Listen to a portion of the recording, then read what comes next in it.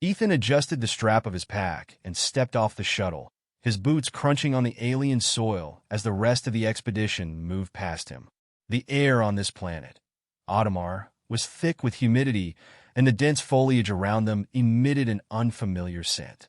Despite the dampness, the air felt cooler than the burning heat of the shuttle's engine. As they made their way through the underbrush, the towering shadows of colossal structures began to emerge, remnants of an ancient civilization long forgotten. He glanced around, taking in the alien landscape. Strange flora twisted toward the sky, their colors far too vibrant for Earth's muted tones. The trees loomed like silent sentinels, their roots curling in every direction, as though they, too, were searching for something lost. The path ahead was illuminated by pale, phosphorescent flowers that gave off a soft glow in the early twilight, but it was the temple that commanded his attention, the one they'd come for. The temple had been the subject of countless rumors and whispered legends. Ancient, enormous, its stone walls etched with inscriptions no one could decipher, it was said to hold unimaginable power, a power that, according to the records, no alien species had ever been able to harness. For centuries, expeditions had failed to uncover its secrets. Each team that ventured close would report the same discovery. At its heart lay a pedestal with a sword embedded within, an artifact that had resisted every attempt to lift it, no matter the strength, technology, or psychic ability of the species trying. "Keep up, human," one of the aliens called over his shoulder. Loria, a tall, thin being from the Rylac species, turned with a dismissive smile, her long, transparent skin shimmering faintly in the low light. She was elegant, her movements fluid, her antennae twitching with impatience as she kept her pace, outstripping Ethan with ease. Ethan didn't mind the insult. He had long grown accustomed to the alien species' dismissive treatment of humans. In a galaxy populated by races far older and more powerful than humanity, humans often found themselves relegated to the lower rungs of the hierarchy. Too young, too primitive, too human. His presence here was a matter of pride. He wasn't just another representative. He was an explorer, someone who had chosen this dangerous expedition to prove that human beings had something unique to offer. It wasn't just about the sword, though that had drawn most of the attention. It was about what the sword symbolized. If Ethan could succeed where every alien species had failed, it would demonstrate that humanity was capable of more than mere survival.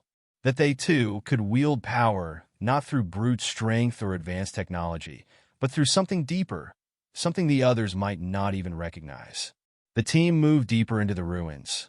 As they approached the central courtyard, Ethan could see it clearly, the pedestal. It stood at the heart of the temple, surrounded by crumbled stone and shattered columns, as if the rest of the structure had fallen apart around it. The sword was still lodged within the pedestal, its blade sharp and gleaming in the dim light, its hilt decorated with ancient symbols. There it sat, unyielding, like a challenge thrown down by a civilization that no longer existed. The alien team stopped, and the quiet of the courtyard settled around them like a heavy shroud. The silence was broken by the low hum of the energy shields around Loria's wrist. "You see," she said, her voice soft yet cutting. "Even our strongest, our most gifted cannot lift it. And you, human, what makes you think you can do what the Rylac, the VYTH, and the Koltor could not?" Ethan looked at the sword and then at her. Her arrogance was palpable, but so was her curiosity. It was obvious that part of her wanted him to try, just so she could watch the human fail, just as the others had. Still, Ethan didn't let the tension of the moment rattle him.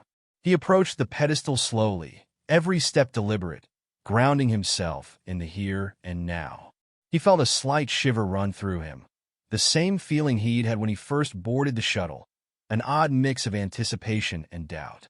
The sword had been the subject of so much speculation and myth, and now it was before him, as tangible as the rocky ground beneath his boots. But that didn't change his resolve. He'd trained for this moment. Humans had always been underestimated in the galactic community. The first few months of the expedition had been filled with dismissive glances and veiled insults, but he had learned something from each alien, something they didn't even realize they were teaching him.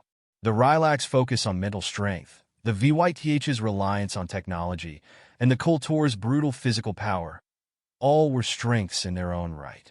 But Ethan wasn't sure the sword was about any of those things. The clues he'd studied suggested that what was required wasn't raw power, but something far subtler. Perhaps it was the purity of intention, or the willingness to adapt. Maybe it was the willingness to learn from failure. "Go on, human," Loria taunted, her voice lilting with amusement.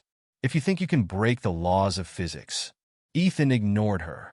He stepped closer to the pedestal, placing his hands at his sides for a moment, taking in the energy that pulsed softly from the stone. He closed his eyes and let the silence settle over him. Then, with a deep breath, he reached forward, placing his hands on the hilt of the sword. The moment his fingers touched it, he felt it. A deep, resonating hum surged through him, like the sword had come alive. A strange warmth blossomed in his chest, and for the first time, Ethan could hear the faintest whisper of something ancient. The legends had hinted at it, but now he understood. It wasn't the sword that was heavy. It was the weight of history, of untold power, of the lost civilization that had once held this place sacred. The hum intensified as he tightened his grip. A moment of stillness stretched between them, and then, just as his fingers clenched the hilt, the sword moved. Gasps echoed around him.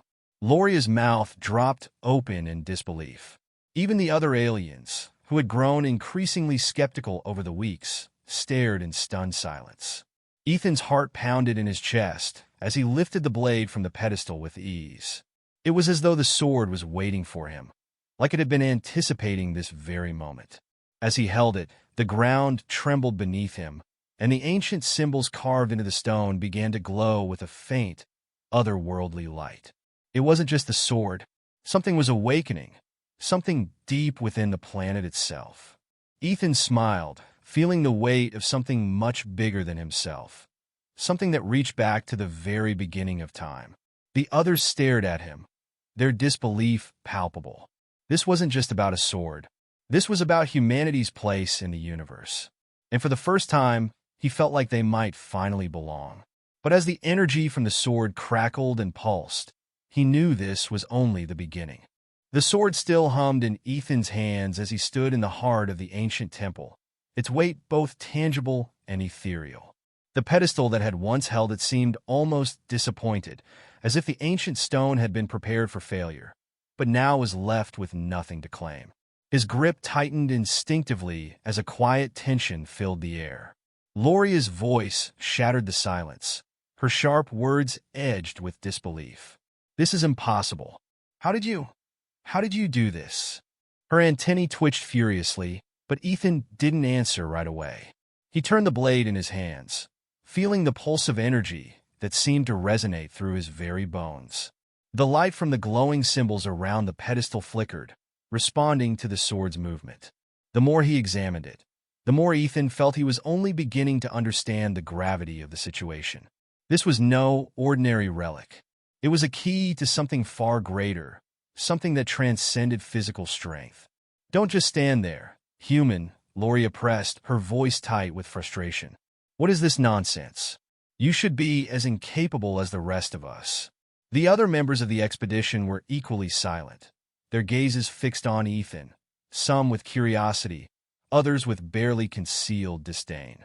The silence stretched between them like an invisible wall. Timac, a hulking creature from the Kultor species, shifted his weight, his massive form casting a long shadow over the temple floor. His tone was low, but it carried the weight of his species' pride.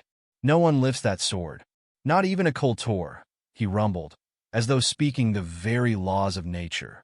Ethan looked at him, his gaze unwavering. "I didn't lift it with strength," he replied quietly. "There's something else here." Timac narrowed his eyes, his face an unreadable mask.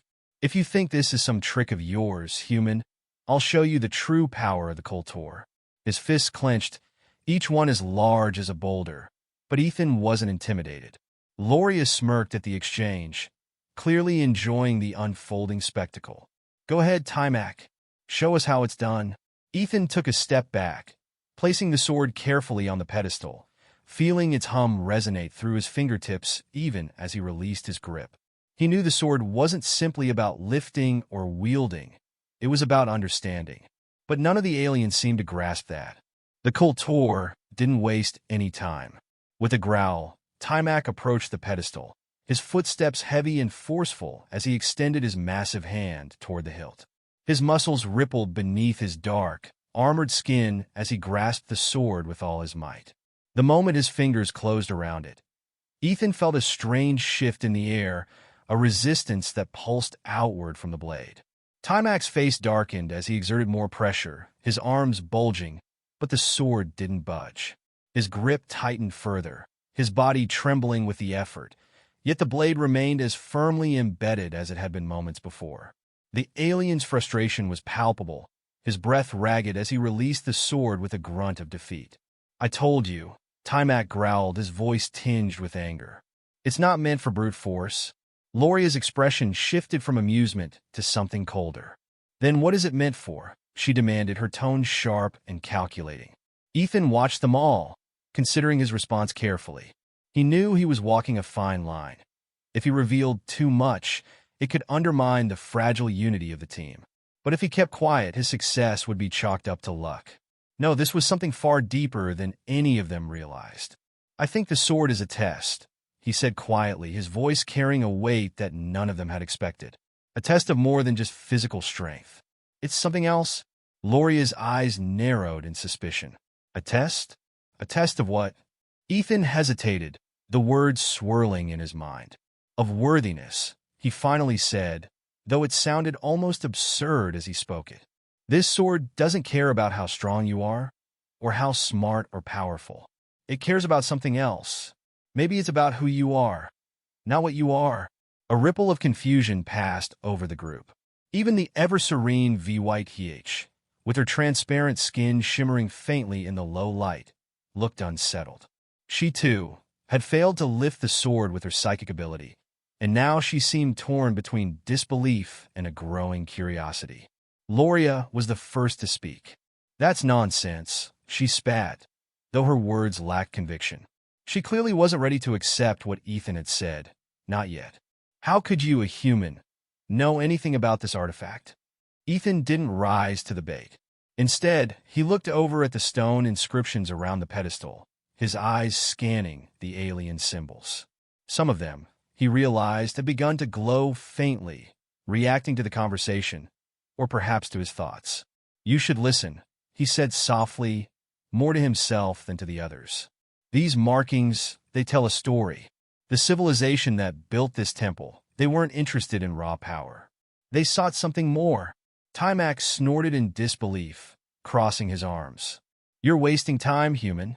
You talk about stories and symbols. I've seen those before. This sword doesn't care about stories." Ethan turned to face him, his voice firm but not unkind.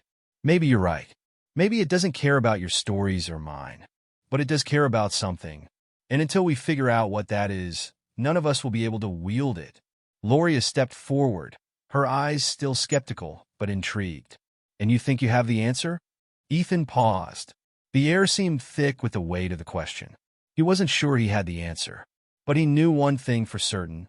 The sword was waiting for something, someone, and that someone might just be him. "I think the sword is waiting for us to prove we understand it," he said at last, his voice steady. "Maybe it's about patience. Maybe it's about humility. Maybe it's about letting go." The words hung in the air, and for a brief moment, the team was silent, contemplating his statement. Then, as if to punctuate the moment, the sword's hum deepened, vibrating more intensely than before, as if it had heard something, or perhaps recognized something. Loria looked at the sword and then back at Ethan, her expression a mixture of disbelief and curiosity. "I still don't believe you," she muttered, but this time her voice lacked the biting edge it had held earlier. Ethan didn't respond. Instead, he let the silence speak for itself, knowing that his actions would soon have to confirm, or deny, the strange truth that had begun to settle over them all. The sword was not done with them yet. The air in the temple was thick with tension as Ethan stood quietly by the pedestal, the sword still resting against the stone. His hand hovered just above it, reluctant to touch the blade again. It was as if the very space around them was waiting for something, an answer, an understanding, something that would finally break the stalemate. Loria paced behind him, her footsteps deliberate, her irritation palpable. The others, having failed to lift the sword, lingered at a distance, their attention flickering between the weapon and Ethan, who was still trying to process the sensations he had felt when he first gripped the hilt. What had that been? What had the sword shown him, or perhaps asked of him? His thoughts were a storm of uncertainty, but one thing was clear. He wasn't going to figure it out just by standing here. Loria's voice broke through the silence, sharp and biting. So, human, what's your plan now? Are we supposed to sit here and wait for a divine revelation? Or are you going to get us out of this ruin like you promised? He turned slowly to face her, his eyes meeting hers with an unspoken challenge. I never promised anything, he said, his voice steady but carrying the weight of the words. I just think there's more to this than brute force. Timac's laughter echoed through the hall, low and rumbling. More to it? I think you're grasping at straws, human. This sword, this pedestal, it's nothing more than a relic. It's not going to give us answers. Only our strength matters here. Ethan's gaze shifted toward the massive Kultor. Timac's pride was unshakable, and that pride had led him to underestimate Ethan from the very beginning. It was clear now that Timac's physical power, impressive as it was, meant nothing in the face of the sword's true nature. Maybe the answer isn't about strength, Ethan said quietly. Maybe it's about understanding. Maybe it's about learning what the sword represents. You're looking for something it doesn't care about. Loria snorted dismissively. And what would you know about it? Do you think the sword cares about your feelings? Ethan ignored her sarcasm and turned back to the pedestal. His eyes were drawn to the stone markings, the symbols that had captured his attention since their first arrival. Now he saw something more, a pattern that had eluded him before. The inscriptions didn't simply seem to depict the actions of an ancient civilization. They were instructions. There was a sequence, an order to the way they were arranged, a flow that felt almost like a rhythm, a pulse. As if in response to his recognition, the stone under his fingers warmed slightly. He felt a pulse of energy, faint but undeniable. It was a connection, a communication of sorts, but not one he could easily describe. The sword, still resting at his side, hummed softly, a vibration he could feel in the depths of his chest. The inscriptions weren't just art. They were clues. Ethan took a deep breath, his eyes scanning the symbols once more. The more he looked at them, the more he realized that the sword wasn't just a test of strength. It was a test of understanding, of patience, of insight. The civilization that had built this temple hadn't valued physical power. It had valued knowledge, connection, and perhaps something more elusive, wisdom.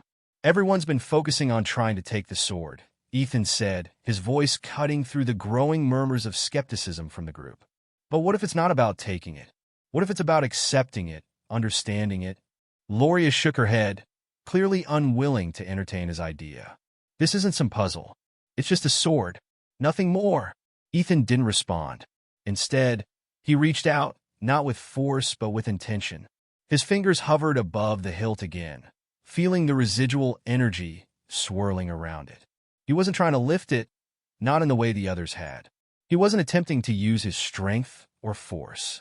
He was trying to listen, trying to sense the purpose behind it, to understand why it had rejected every being so far. The warmth from the sword intensified as he touched it lightly.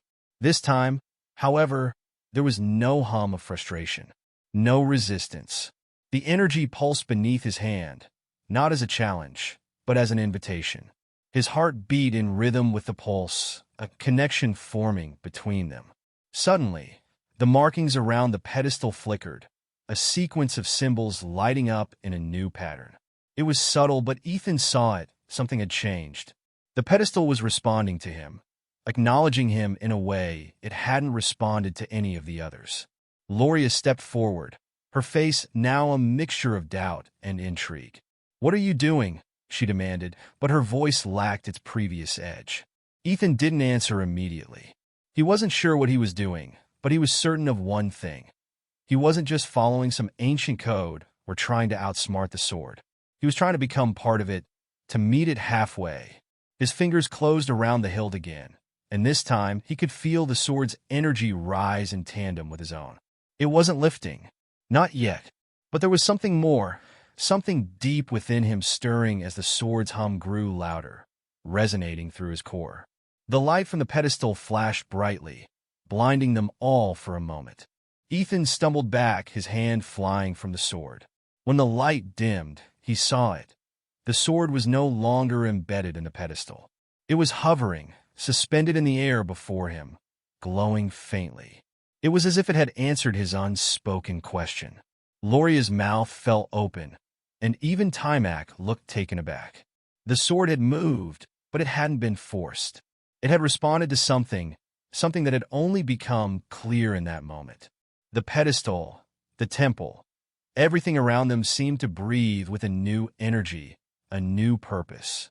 Ethan reached out again, his hand steady, not with the same trepidation he'd felt before, but with quiet confidence. He wasn't taking the sword. He was accepting it. The moment his fingers brushed the hilt, a surge of energy flowed through him, stronger than before, more tangible. He felt his own strength swell, but it was not a physical power. It was something deeper, something more connected to the world around him.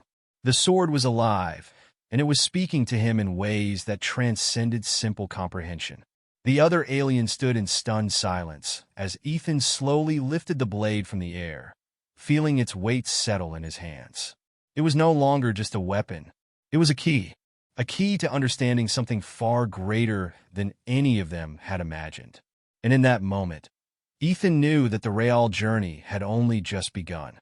The weight of the sword in Ethan's hands was unlike anything he had ever experienced. It wasn't heavy in the traditional sense. It was heavy with meaning, with purpose. As the blade rested against his palm, a strange sense of clarity washed over him, as though the sword had unlocked a door deep inside his mind, a door to knowledge he hadn't even known existed. The hum of energy that had once felt distant now pulsed intimately with his every heartbeat. Loria's voice cut through the silence, low and cautious. "What have you done?" There was no anger in her tone now, only disbelief. Ethan didn't respond immediately.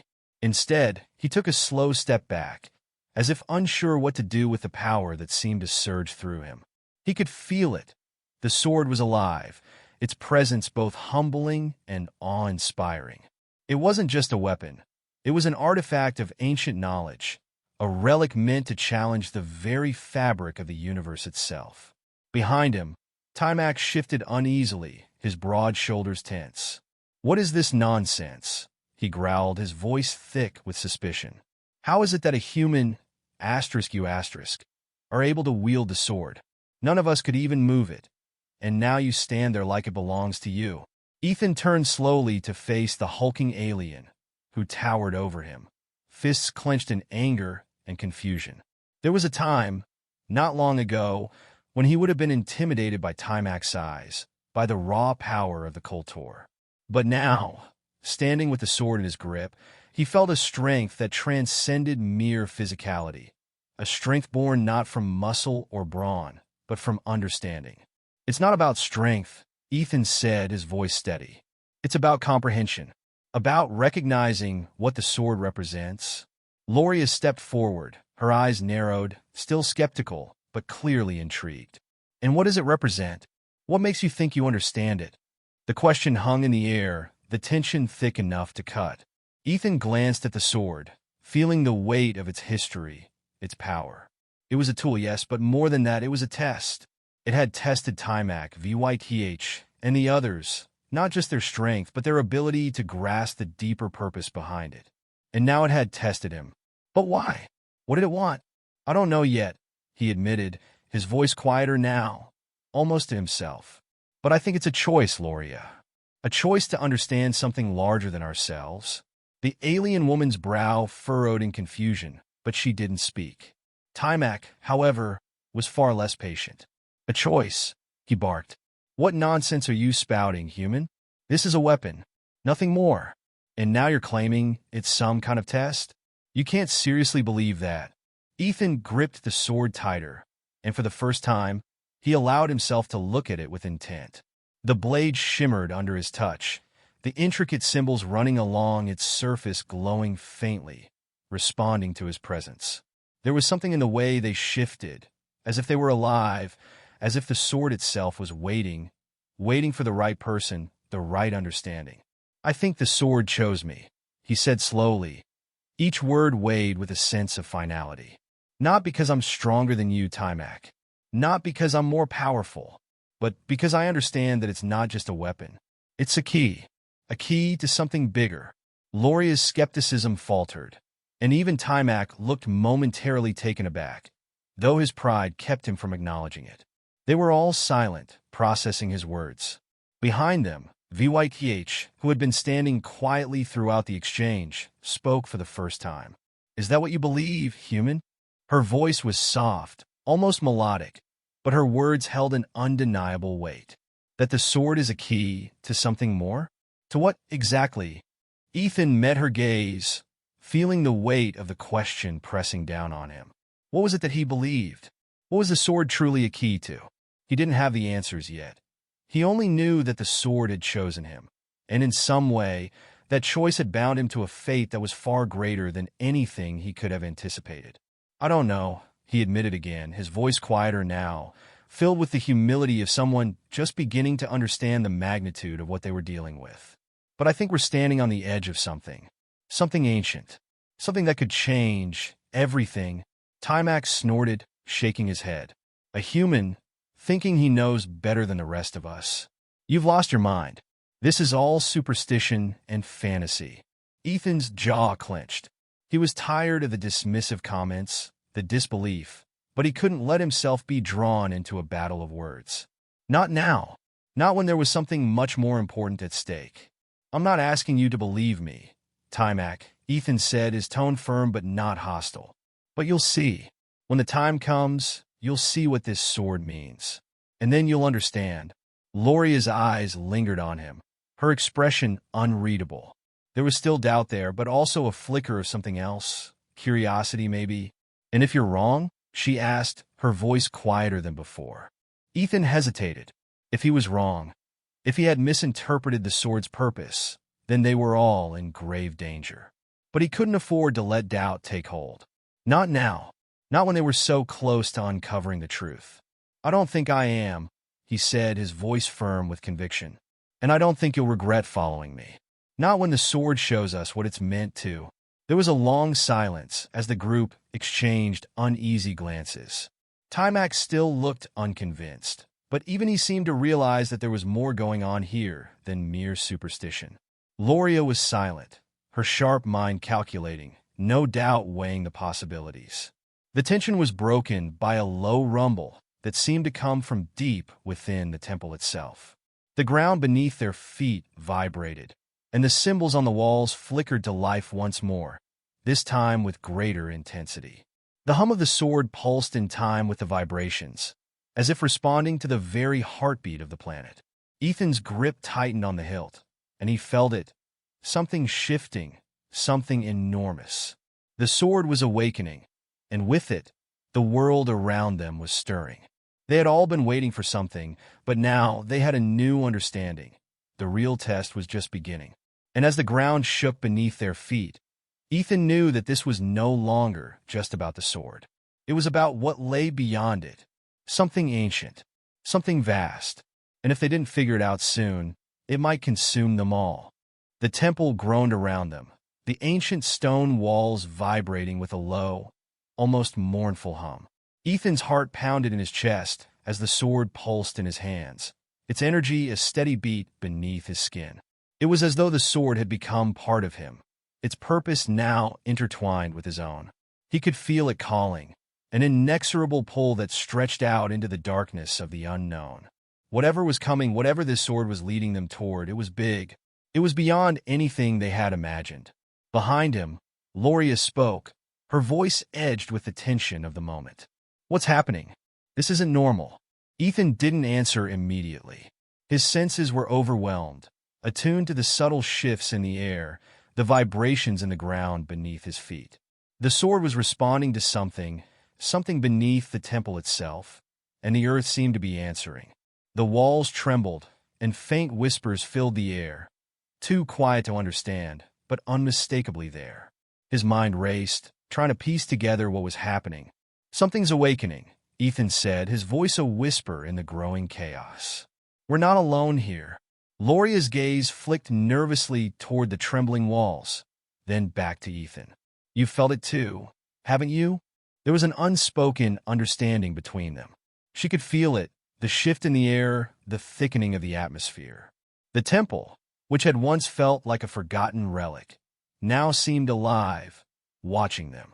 "Yes," he replied, his voice barely above a whisper.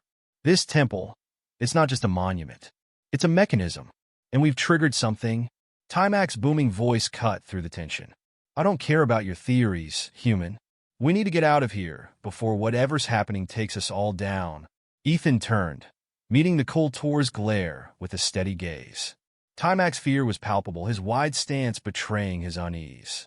The sword in Ethan's hand hummed louder, responding to the shift in energy around them. It wasn't just a weapon anymore, it was a guide. He could sense its urgency, its call to push forward, to uncover whatever was hidden beneath the ruins. "We can't leave," Ethan said, the words firm despite the rising panic around him. "We're already in it. We've awakened something, and now we have to see it through." Loria's brow furrowed as she stepped closer to him. "Do you have any idea what you're talking about? We've barely survived the trials of this place. And now you want to dig deeper." "I think whatever's below us is connected to the sword," Ethan explained, his gaze never leaving the shifting walls. "The temple itself is reacting. The sword is leading us somewhere." Timac snorted in derision. "Leading us? That's ridiculous." But VYTH, who had been silently observing, spoke up, her voice thoughtful. "There's truth in what he says." She stepped forward, her pale green skin glowing faintly in the dim light. "This temple is not just a relic. It is alive in a way. It has been waiting for something, for someone to unlock its purpose." Ethan felt a surge of relief. VYEH at least understood. She had always been the most open-minded of the group, and her words confirmed what he had already felt. The sword wasn't just a key to a weapon, it was a key to the temple itself. And whatever lay below them, beneath the foundations of this ancient structure, was something that could change everything. The ground trembled again, more violently this time, and the air thickened with a low, resonant hum. The symbols on the walls began to glow brighter, as though responding to the stirrings deep within the earth. Ethan's grip tightened on the sword, and he felt the pulsing energy surge through him once more. This wasn't just a test of strength. It was a test of conviction, of belief. Loria's voice broke through the rising noise. "What do we do now, then? We can't just stand here. If this place is about to collapse—" "No," Ethan interjected, his voice steady. "We move forward. The sword will guide us." The others hesitated. The fear in their eyes was unmistakable, but there was something else there, too, an unspoken acknowledgement that Ethan was right. The temple was alive. The sword was alive. And if they didn't act, they might never know the truth. Without waiting for further discussion, Ethan began to move, his steps measured and purposeful. The sword's hum reverberated in his chest, urging him onward. He could feel its pull, leading him toward the center of the temple, where the stone floor had begun to crack and shift. The air was thick with energy now, the oppressive weight of the temple's ancient power pushing down on them. Loria and VYTH followed closely behind, and even Timac, though clearly reluctant, stayed at their heels. It was as if they were all drawn to the same force, unable to resist it. The walls seemed to close in around them as they ventured deeper, the stone groaning under the weight of something that had been hidden for millennia. As they reached the center of the temple, the floor before them opened up, revealing a massive chasm that stretched deep into the earth. At the bottom of the chasm, a faint blue light pulsed, rising from an unknown source far below. The sword thrummed in Ethan's hands, its energy vibrating in sync with the light. "Is that—" Loria began, her voice filled with awe. "The source," Ethan finished, his voice barely a whisper. The sword was no longer just guiding him. It was calling him toward that light, toward the heart of the temple. Without a second thought, he stepped forward, feeling the pull of the blade grow stronger with each passing moment.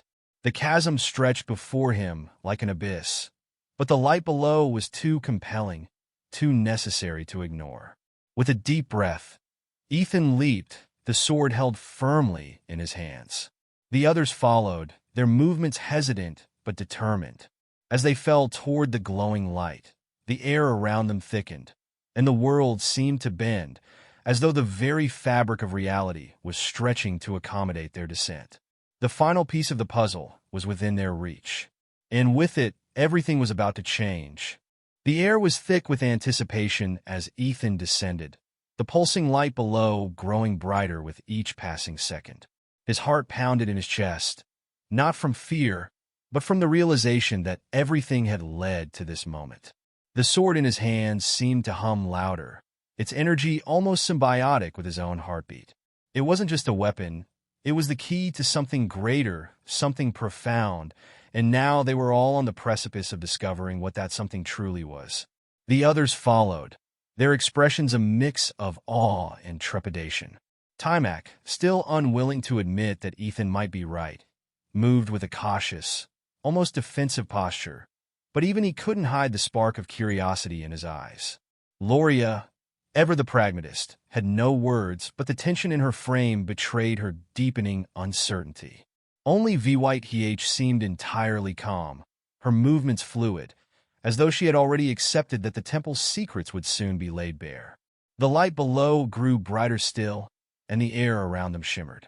It was as though the very atmosphere had thickened with energy, a palpable presence that vibrated with ancient power. The walls of the chasm were smooth, unbroken by time or wear, and the floor beneath their feet glowed faintly, carved with symbols that seemed to pulse in time with the light below.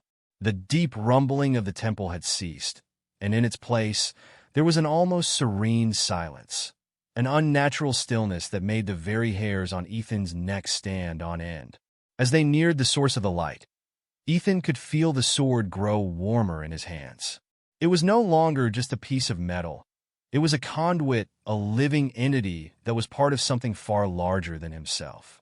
It was guiding them, pulling them forward. Every instinct he had screamed that they were about to uncover something of immeasurable importance.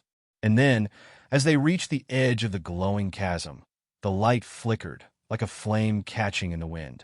For a moment, everything seemed to stop. The air stilled. The glowing symbols on the walls dimmed. And then, in a burst of light so intense that it made their eyes sting, the ground beneath them shifted. Ethan stumbled, but he didn't fall.